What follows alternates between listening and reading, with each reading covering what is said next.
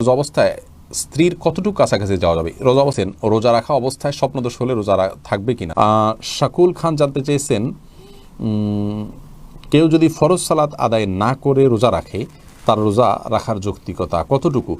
তিনি রোজা রাখছেন, একটা ফরজ আদায় করতেছেন, এজন্য আমরা অবশ্যই তাকে অ্যাপ্রিসিয়েট করবো যে তিনি অন্তত একটা ফরজ আদায় করতেছেন।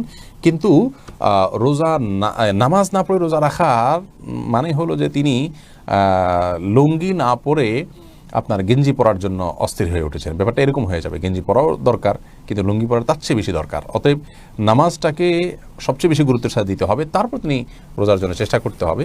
নামাজ না পড়ে রোজা রাখা এটা হলো নামাজের গুরুত্ব বা সালাতের গুরুত্ব না বোঝার কারণে। আল্লাহ তাআলা আমাদের ভাইকে বোঝার তৌফিক দান করুন। খায়রুল ইয়াকুব হুসাইন জানতে চেয়েছেন, রোজা রাখা অবস্থায় স্বপ্নদোষ হলে রোজা থাকবে কিনা? থাকবে, কোনো অসুবিধা নেই। স্বপ্নদোষ মানুষ ইচ্ছাকৃত করে না, অতএব স্বপ্নদোষ হলে বীর্যপাত হয়ে গেলে ঘুমের মধ্যে আপনার রোজা কন্টিনিউ করতে পাওয়া হবে। স্বপ্নদোষের কারণে বীর্যপাত হলে সে কারণে আপনি গোসল করবেন, গোসল ফরজ হবে আপনার, কিন্তু রোজা ভাঙবে না।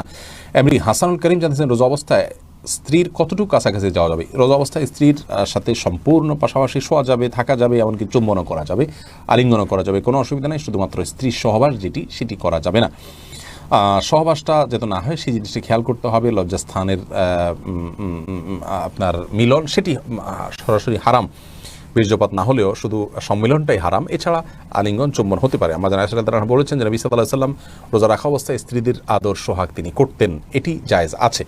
তবে কেউ যদি সেটি করতে গেলে নিজেকে নিয়ন্ত্রণ করতে পারবেন না এমন আশঙ্কা হয়, তাহলে তার জন্য এটি করা জায়েজ নাই।